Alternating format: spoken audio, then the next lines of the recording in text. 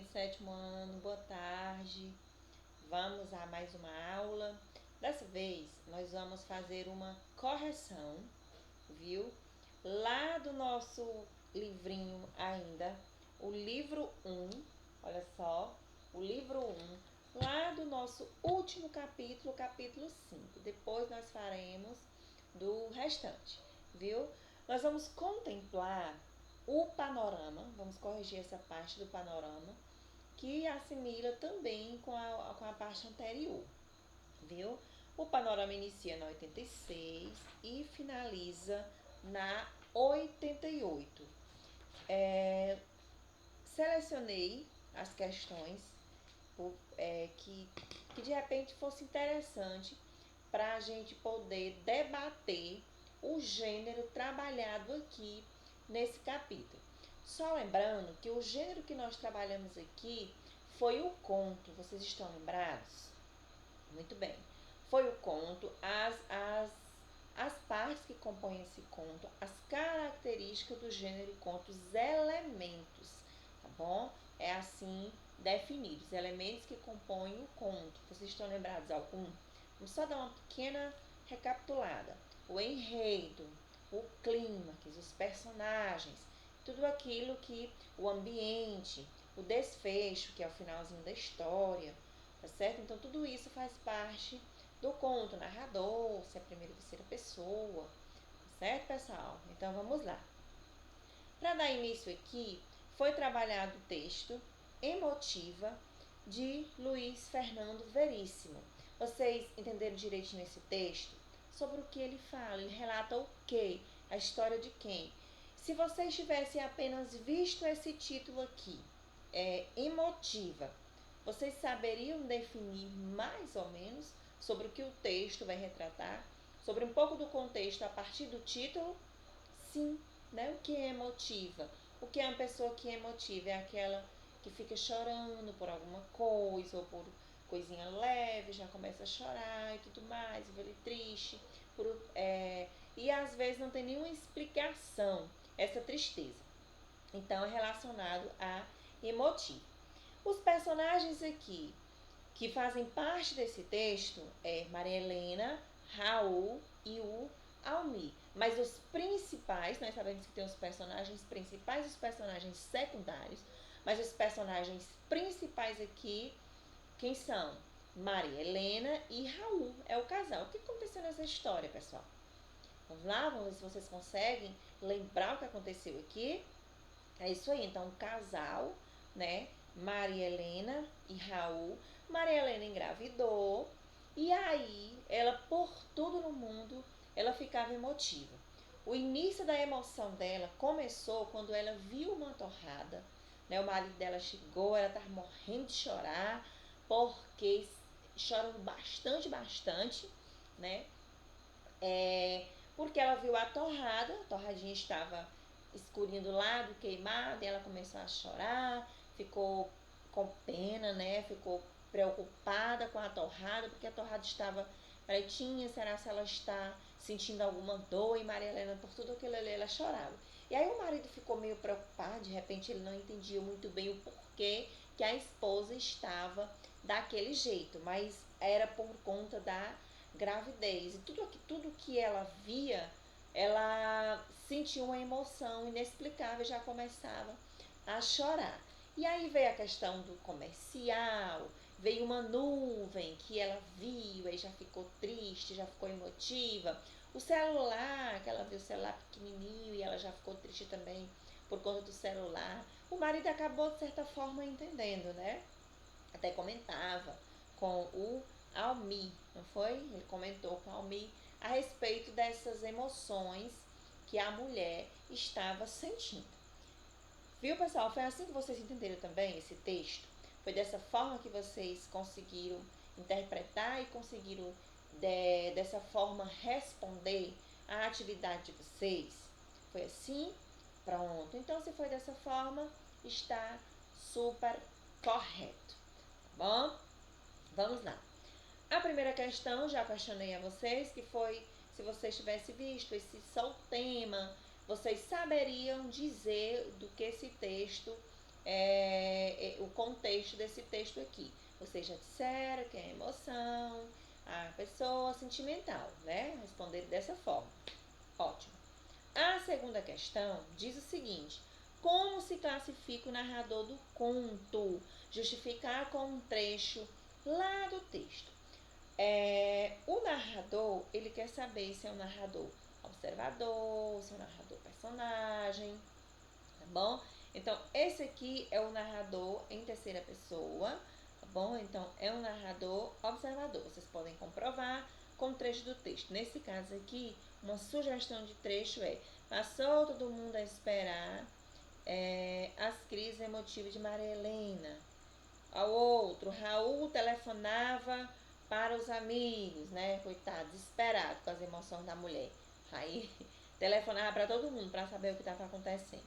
Quem são os personagens e qual o cenário onde o enredo se desenvolve? Vocês estão lembrados do que é o enredo, né? É a história. O que eu acabei de narrar aqui para vocês, o que eu acabei de falar sobre o texto, é o enredo.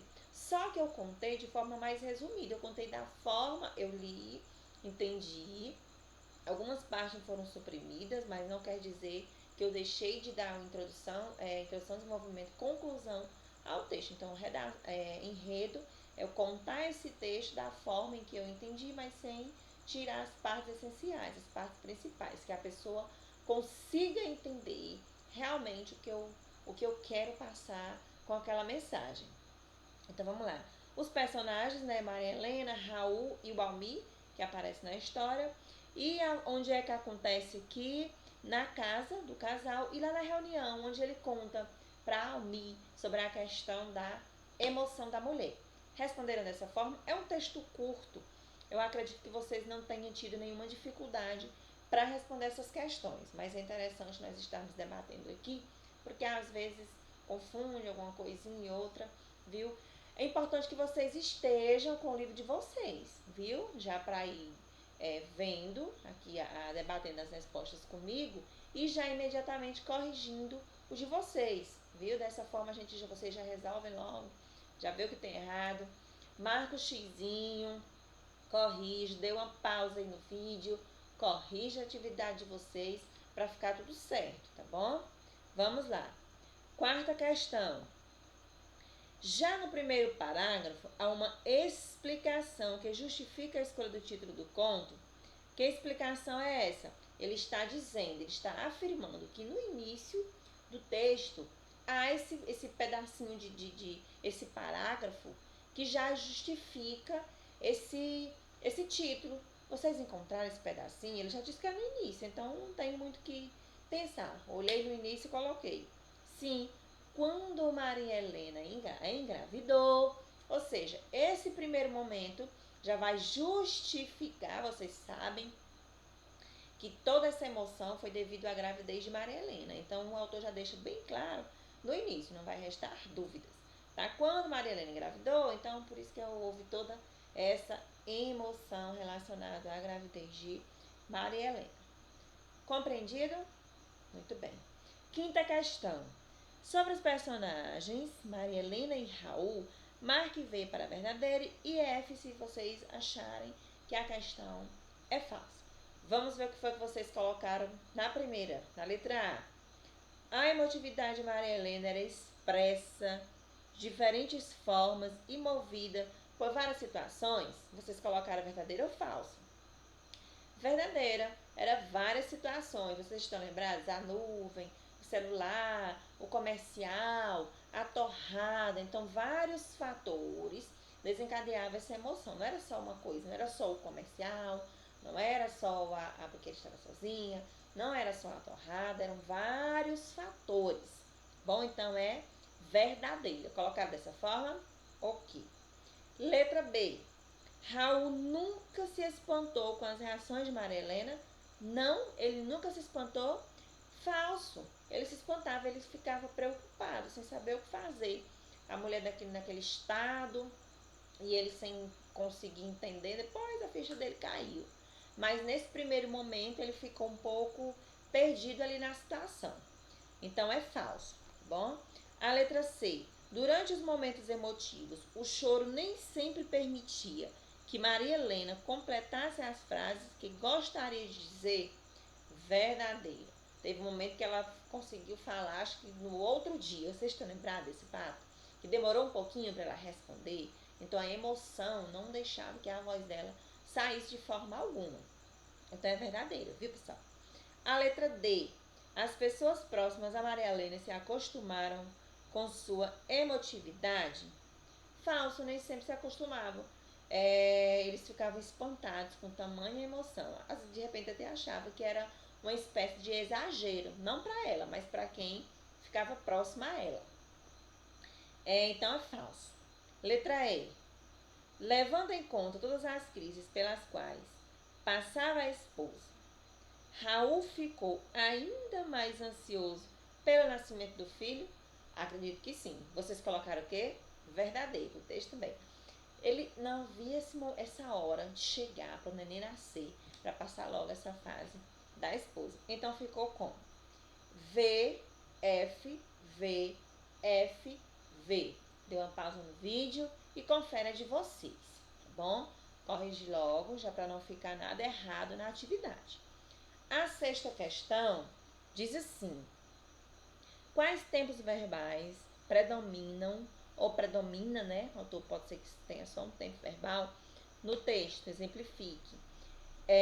Predomina o pretérito perfeito, e o exemplo que ele colocou aqui foi engravidou, descobriu, conseguiu, caiu, deixou. Aí vocês de repente colocaram outro. Se fosse tempo aqui verbal pretérito perfeito, está correto, tá bom? Tem mais de um verbo aí que indica esse tempo, não apenas esses que eu citei aqui. Tá bom, pessoal? A sétima questão: ao longo do texto, há trechos em que indica a passagem de tempo da narrativa. Quais são eles? Passagem de tempo que indica o tempo. Quando, alguma coisa que tenha dia, tá certo? Vou ler só um trechinho aqui para vocês de um exemplo que indica essa passagem de tempo. Essa questão 7 aqui, vocês conseguiram entender o que o autor pediu? Bom, os trechos que indicam a passagem de tempo da narrativa são um dia, quando entrou na cozinha, no outro dia, que indica passagem de tempo, tá? Dia, quando, um certo período, se colocar assim, indica tempo, bom? Oitava questão. Você deve ter percebido que, embora o discurso seja direto, vocês estão lembrados da diferença? Discurso direto para discurso indireto? O discurso direto é aquele em que tem a fala diretamente da pessoa do texto, do narrador. Travessãozinho, fala. Indireto é aquele que só narra os acontecimentos, mas que não menciona, a não ser que seja indireto livre, não menciona nenhuma fala do personagem. Bom, então direto é através de um parágrafozinho, a fala do personagem. Conseguiram relembrar esse detalhe? Muito bem. Então vamos lá. O discurso direto, nem todas as falas dos personagens são introduzidas pelos verbos de dizer. Que outras formas são utilizadas no texto para apresentar essas falas? Como são colocadas, pessoal, essas falas dos personagens? Não tem o verbo de dizer, né? A primeira fala do texto é antecedida de uma oração com o verbo que não é de dizer, seguida de 2 pontos. Outras falas, simplesmente inserida na narrativa, identifica pelo uso de travessão.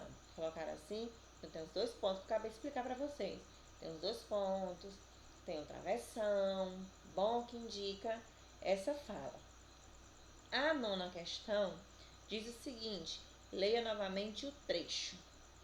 E Raul teve que amparar a mulher que chorava de ganir ou contra seu peito. Observe que chorava de ganir está destacado, né? Está um pouco mais visível do que o restante da frase.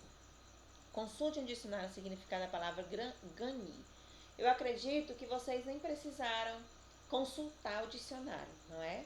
O ganir, ganir nós sabemos que é expresso pelos cães quando estão, como o autor coloca aqui, com dor, com medo, né? Chorava de ganir.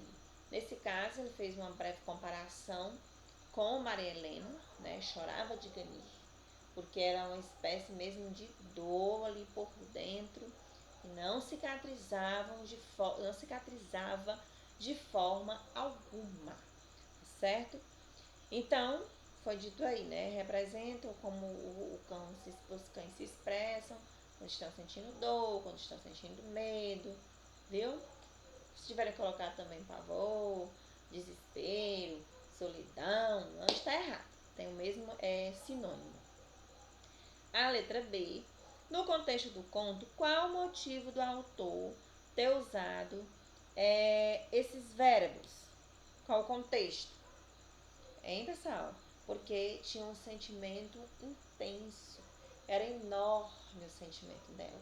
Por isso que ela utilizou esses verbos. Bom, eu chorava de ganir. Chorava de ganir, que significa lá do questão dos cães. E ele colocou isso para expressar que era realmente algo terrível. Vocês conseguiram acertar as atividades de vocês? Conseguiram acertar as questões? Tiveram muitas dúvidas? Não? Conto é um gênero maravilhoso. Acredito que vocês não tenham tido dificuldades para entender o gênero, para entender a atividade. Tá bom, pessoal? Confira direitinho se a resposta está correta. Se não estiver, por favor, corrijam, deixa tudo certinho, tudo organizado, inicia com letra maiúscula, coloca o pontinho no final, cuidado com a acentuação das palavras. Não escreva de todo jeito, não escreva de todo modo. Deixa o livro de vocês organizado, deixa o livro de vocês escrito com as letras caprichadas, bom? Então, até o nosso próximo encontro. Se vocês tiverem alguma dúvida, vocês podem perguntar no privado, vocês podem perguntar no grupo. É até bom no grupo, porque de repente é a dúvida do mesmo colega, aliás, de um outro colega. E aí você colocando, ele pega lá a tua dúvida e aproveita e tira também, tá certo? Então, até o nosso próximo encontro, tá bom?